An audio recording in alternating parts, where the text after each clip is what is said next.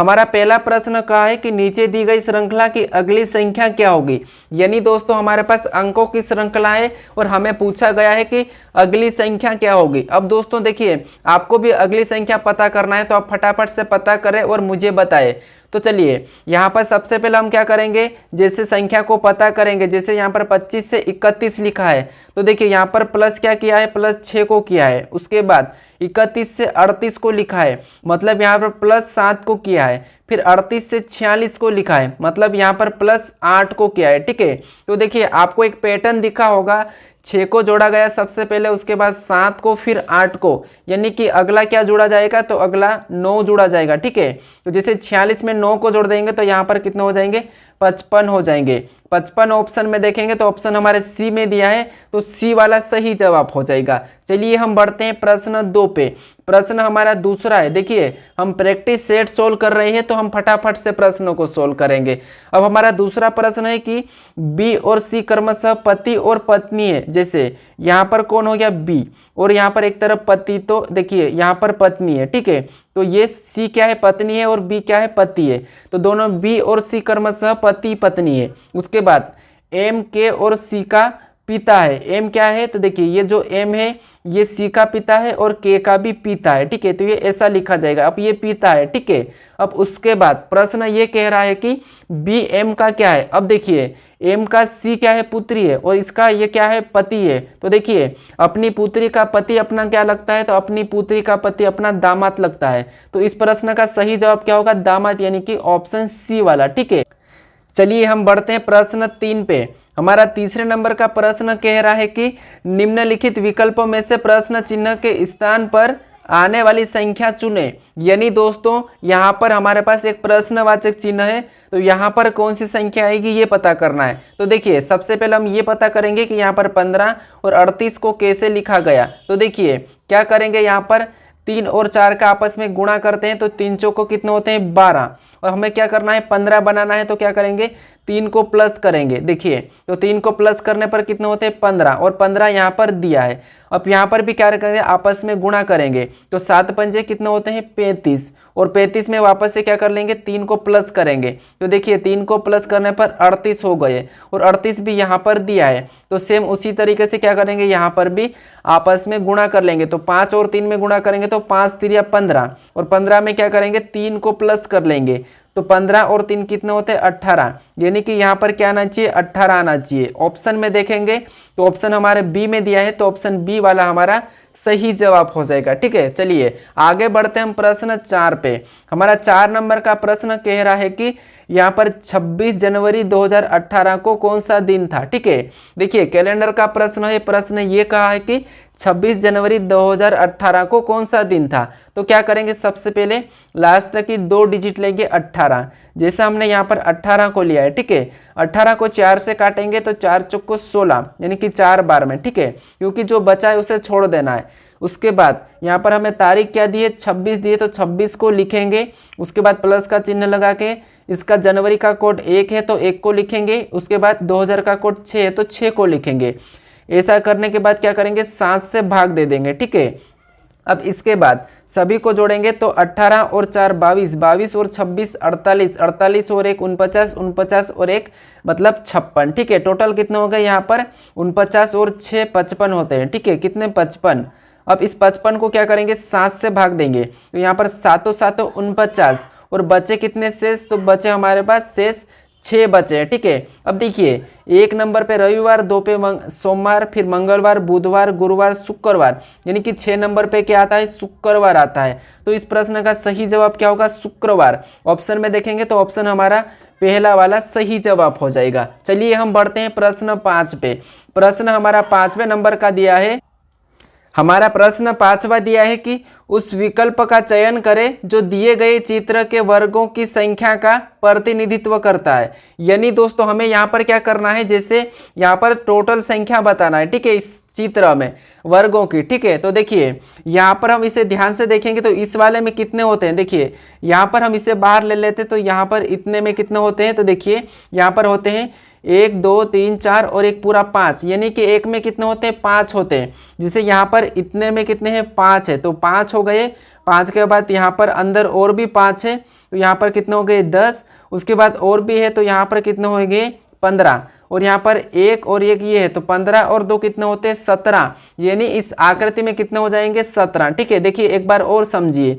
जिसे इसके टोटल इसके ही अंदर कितने होते हैं 5, फिर इसके अंदर कितने होते हैं, तो इसके अंदर भी 5, और इसके अंदर कितने होते हैं, तो इसके अंदर भी 5, यानी कि टोटल यहाँ पर 15 है, फिर एक ये 16 और 17, यानी टोटल यहाँ पर कितने 17 है। तो ऑप्शन हमारा पहला वाला सही जवाब हो जाएगा। चलिए हम बढ़ते हैं प्रश्न 6 पे।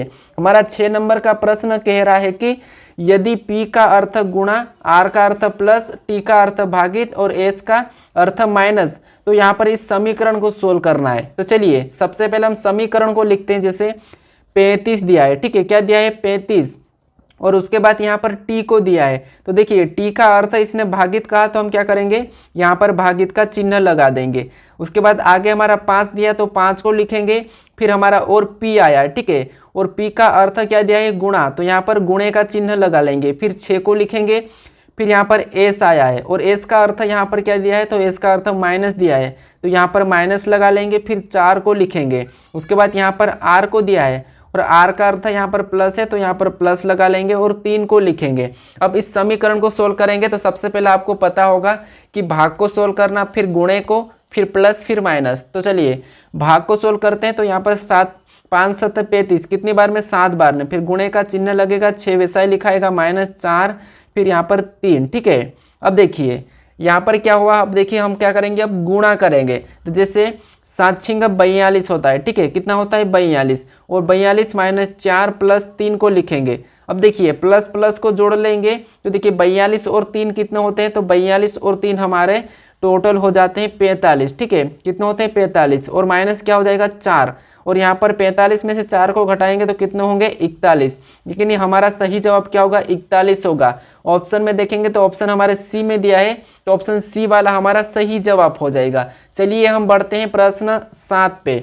हमारा 7वें नंबर का प्रश्न दिया है कि पार्वती दक्षिण पूर्व दिशा की ओर जा रही थी, वह ठीक 90 डिग्री दाएं मुड़ी और उसने चलना जारी रखा, तो वह किस दिशा की ओर चल रही। ठीक है, यानी दोस्तों यहाँ पर पार्वती, देखिए दिशा कितने प्रकार की रहती है, तो यहाँ पर दिशा को समझिए, यहाँ पर उत्तर और नीचे दक्षिण और राइट में पूर्व और लेफ्ट में पश्चिम। ठीक है, और जो बीच की दिशा यहाँ पर बीच की होती है दक्षिण पश्चिम, और इधर दक्षिण पूर्व, इधर उत्तर पूर्व, इधर उत्तर पश्चिम।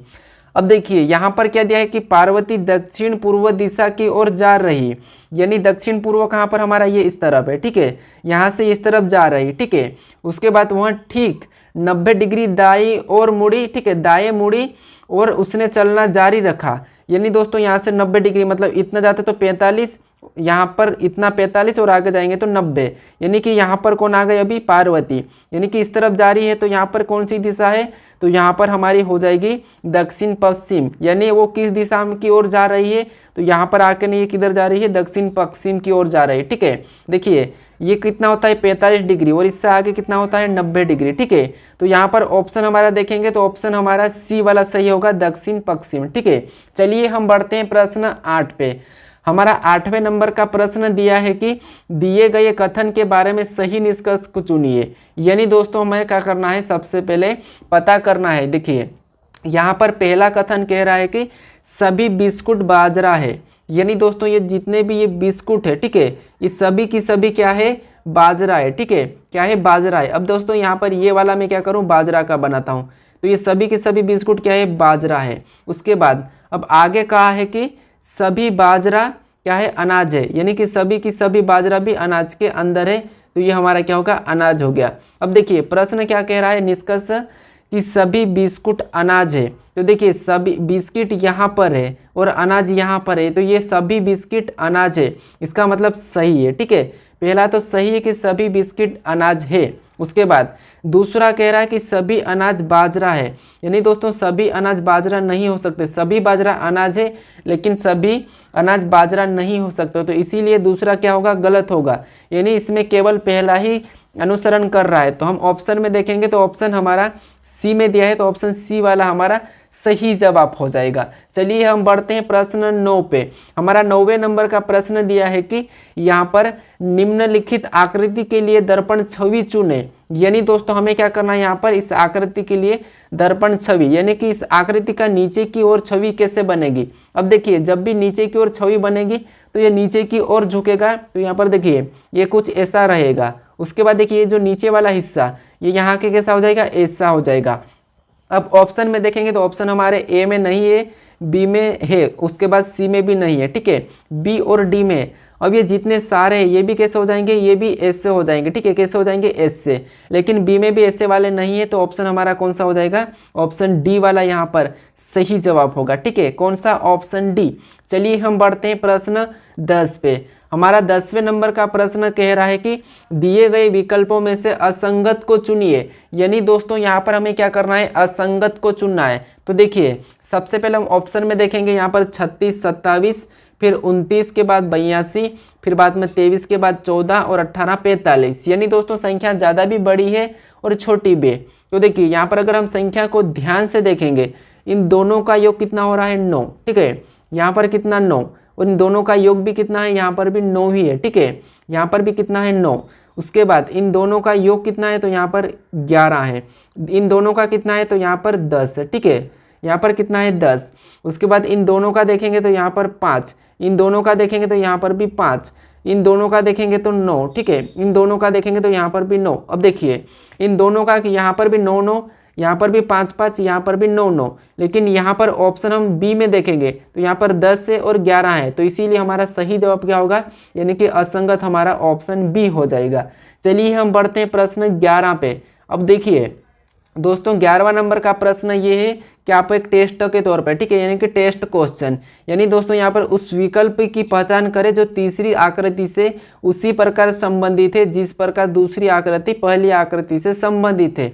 तो आपको क्या करना है, इसमें कौन सा वाला ऑप्शन सही है वो मुझे कमेंट करके बताना, यानी कि यहाँ पर कौन सी आकृति आएगी, ठीक है, तो इसका मुझे ज़रूर कमेंट करके बताएं।